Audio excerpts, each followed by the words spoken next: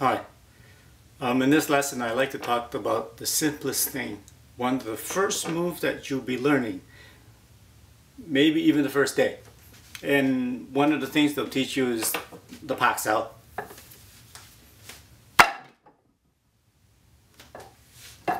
Now, you would ask, what is the Pak Sao? And people would say, even people that have been doing Wing Chun for a number of years would say, well, it's extending the hand down the center, blocking the path of the other hand that's coming towards your center, and deviating the punch to the side so that it redirect their force away from you. So that's a Pak Sao. Somebody punching, you deviate their punch. So when do you apply a Pak Sao? In what situation do you use it? And the common answer would be when somebody punch you. When somebody punch you, you pak. Somebody punch you there, you pak. And quite often in class you would say that. Sifu would tell you to pair up in the partners, and one guy punches you, and when he punches you, you pak. Simple as that. And you think, well, yeah, I get it. Pak Sao, I get it. If somebody punch you, you pak. So when, in application, and when somebody punches you, what do? Pak. My friends, is the way you practice, but unfortunately that is completely wrong in application. Well, what do you mean wrong in application? How else are you going to use the Pak Sao? Well, it's in the mindset, because there's a golden rule in Wing Chun is that never chase the hand. Never, never, never chase the hand. So if you get used to this exercise in practice, when your partner punches you and go and pop, you're chasing their hands. They're initiating an attack and you're just trying to follow. You're always going to be one step behind. To answer the question, when do you apply a Pak Sao and how do you use it and when do you use it in application? I would say that the heart of a Pak Sao is the palm thrust. And that basically is the key to a lot of moves. What do you mean the heart of a Pak Sao is the palm thrust? Well, let me explain. Like some other moves, the Pak Sao is not initiated by you.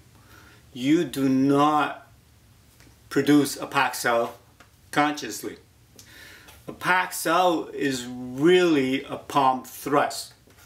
Your objective here is a palm thrust to your opponent. If by chance you didn't orchestrate this, if by chance as your hand is going towards halfway between your hand and the guy's face, that a punch happened to intercept your palm thrust, then it becomes a Pak Sao. It just got a punch that just got in the way. You don't initiate this. This is really a palm thrust. Therefore, when you're initiating a palm thrust, when there's no obstacles, it's a palm thrust. If there's an obstacle, you pak the hand only momentarily, just enough that it deviates their punch just a little bit, and then milliseconds after you make contact, this hand just keeps going. So your power and your objective here is not lost. Your objective first and foremost is a palm thrust. If it gets in the way, something gets in the way, it goes like this.